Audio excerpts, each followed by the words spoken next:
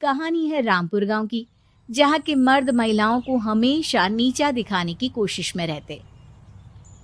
अरे अभी तक खाना नहीं आया, क्या मुझे एक और शादी करने की जरूरत है? नहीं जी नहीं, ऐसा मत करना, वरना मैं कहाँ जाऊंगी। खाना लेकर मैं अभी आई जी। गांव की पंचायत में भी फैसले हमेशा औरतों के खिलाफ ही रहते। मैं जो फैसला सुनाता हूँ वो भगवान की आज्ञा होती है। इस लड़के ने अपने मन से शादी करके अच्छा नहीं किया। लड़के को घर भेज दो और इसकी शादी इसकी जाति की किसी लड़के से करवा दो, लेकिन ये लड़की, इसे तो गांव के बाहर निकाल दो। नहीं नहीं जमींदार साहब, ये क्या बोल रहे हैं? ऐसा नहीं हो सकता। मेरी बेटी मासूम है, इसे अच्छे बुरे की समझ नहीं है। अरे कहाँ जाएगी ये बेचारी? कहाँ जाएगी? इतनी चिंता है तो पूरे परिवार का गांव निकाला कर देते हैं। बेचारे पूरे बसे बसाए परिवार को गांव छोड़ना पड़ता है। चाहे जो हो, अगर बेटियों को कंट्रोल नहीं कर सकते तो गांव में रहने का कोई मतलब नहीं है। यहाँ औरतों को दब कर रहना होगा। कोई भी अपने हिसाब से कुछ नहीं कर सकता, सब ईश्वर की मर्जी से ही होगा। तभी गांव का एक आदमी दौड़ा दौड़ा आता है। सरपंच साहब, जमींदार साहब, वो कालिया है ना, उसकी बेटी पढ़ने के लिए शहर जा रही है। अच्छा, ये कब हो गया? और कालिया की हिम्मत कैसे हो गई ऐसा करने की? लेकर आओ उसे और उसकी बेटी को। बस फिर क्या था, हाजिर हो जाते हैं कालिया और उसकी बेटी सरपंच के सामने। अरे कालिया, ये क्या सुनने में आ रहा है? बेटी को इंजीनियर बना रहा है तू? और ये बता, गांव में तो स्कूल नहीं है, फिर कहाँ से इतनी क्लास पास कर गई तेरी बेटी? राधा, जो कि कालिया की बेटी है, उसे लगता है कि सरपंच उसकी तारीफ कर रहे हैं। सरपंच जी, मैंने ऑनलाइन पढ़ाई की है, डिस्टेंस लर्निंग से। सभी में मैंने अच्छे नंबर पाए हैं, जिसे देखते हुए शहर की इंजीनियरिंग कॉलेज में मुझे स्कॉलरशिप मिली है। वाह जी वाह, क्या होती है ये? पहले तो ये बताओ, फिर आगे की बात करते हैं। पूरा गांव राधा की बात सुन रहा था और राधा बोलती जा रही थी। तो ऐसे मैं फ्री में एक अच्छी शिक्षा लेकर गांव में जो कुछ परेशानियां हैं, जैसे बिजली, पानी और इंटरनेट जैसी समस्याओं के लिए काम करूंगी। मैं गांव को शहर से जोड़ने के लिए पुल का निर्माण करवाने का प्रस्ताव रखूंगी।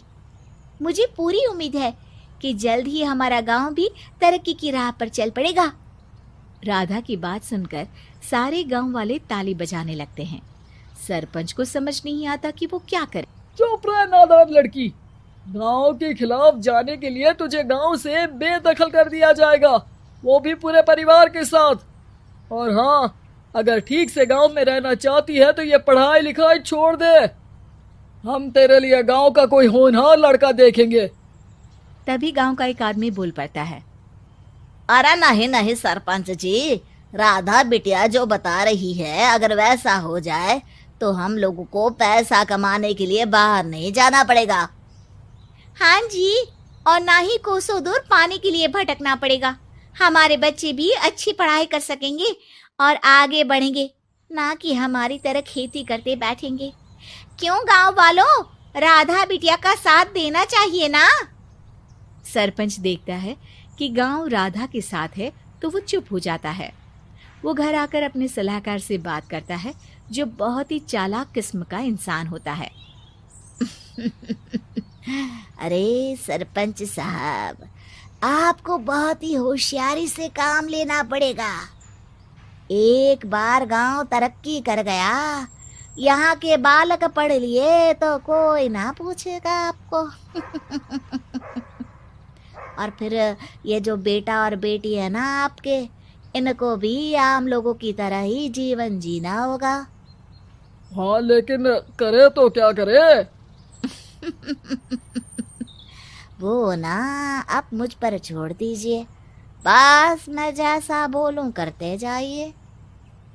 अगले रोज सुबह जब गांव वाले सोकर उठते हैं तो राधा के घर के बाहर और साथ ही वो लोग जिन्होंने राधा का सपोर्ट किया था, उनके घर के आगे लाल रंग से कल आऊंगी लिखा होता है। कल आऊंगी, यह क्या होता है? अरे यह तो खून से लिखा है, लगता है कोई भूत प्रेत या चुड़ैल का साया है। चलो सरपंच जी के पास चलते हैं। सभी सरपंच के पास जाकर उसे सारी बात बताते हैं। अरे ये तो बड़ी मुश्किल की बात है। चलो मैं एक बाबा को जानता हूँ, उन्हें बुला लेता हूँ। सरपंच बाबा को लेकर गांव के घर के बाहर जाता है।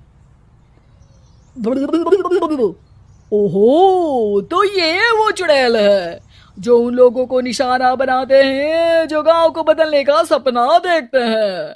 वो गांव को ऐसे ही संपन्न देखना चाहती है, वो नहीं चाहती कि कोई बाहरी यहाँ का कायाकल्प करे।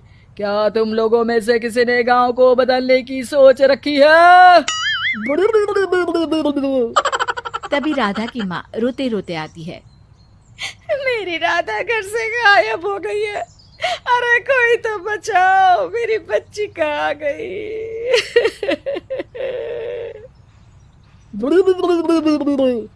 ले गई वो चुड़ैल, तेरी बच्ची को ले गई। अब वो उसे श्रापित करके छोड़ेगी, उस पर चुड़ैल का साया हो जाएगा। तभी बुरी सी हालत में राधा भी वहां आ जाती है। उसके बाल चुड़ैल की तरह फैले होते हैं और कपड़ों में खून लगा होता है। सभी राधा को देखकर डर जाते हैं। माँ, पता नहीं मुझे कौन उठा कर ले गया था।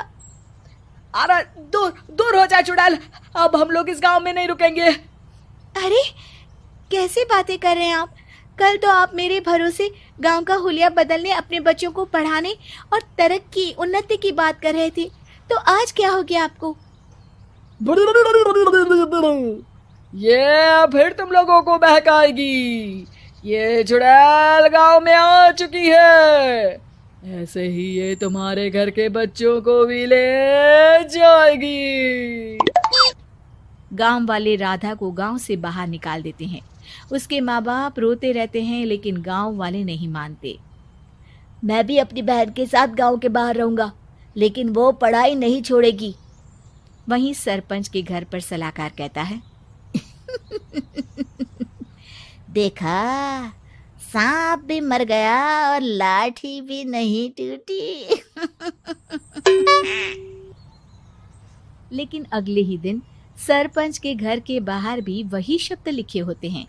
और फिर सरपंच की बीवी कहती है, हमारी बेटी को किसी ने अगवा कर लिया है। तभी राधा का भाई वहां आ जाता है। अरे गांव वालों, मैंने सरपंच जी की बेटी को देखा था। वो चुड़ैल उसे उठाकर ले जा रही थी। अरे क्या मजाक कर रहे हो? नहीं नहीं सरपंच जी, आप नहीं जानते। वो चुड़ैल अब आपकी बेटी में आ जाएगी, जैसे राधा के अंदर आ गई थी। तभी सरपंच की बेटी वैसी ही हालत में वहां आती है जैसे राधा आई थी। पापा, पता नहीं कैसे मैं गायब हो गई थी। चुड़ैल, इसके अंदर भी चुड़ैल का साया है, मारो इसे। अरे नहीं नहीं, इसे भी राधा के पास गांव के बाहर ही भेज दो। अरे चुप रहो, मेरी बेटी कहीं नहीं जाएगी और चुड़ैल वुड़ैल कुछ नहीं होता है। अरे कैसे बात कर रहे हो सरपंच जी? आप तो बोल रहे थे कि आपका फैसला भगवान का ज्ञान होता है, तो अपने पर बात आई तो अब आप ऐसे बोल रहे हैं। अरे ना ना ना, आपको अपनी बेटी को त्यागना ही होगा। अरे बुलाओ बाबा को। राधा का भाई बाबा को ले आता है, जिसे अब गांव वालों के डर के कारण सच बोलना पड़ता है। मैं कोई बाबा नहीं हूँ, मैं तो मोची था। ये सलाहकार महोदय ने मुझे कहा था एक्टिंग करने को। अब वो मुझे पैसे देने वाले हैं। अब मुझे माफ कर दो। गलती हो गई, मुझे माफ कर दो। तभी वहां राधा आ जाती है। देखा सरपंच जी, जब गांव के बच्चे साक्षर होंगे तो आप जैसे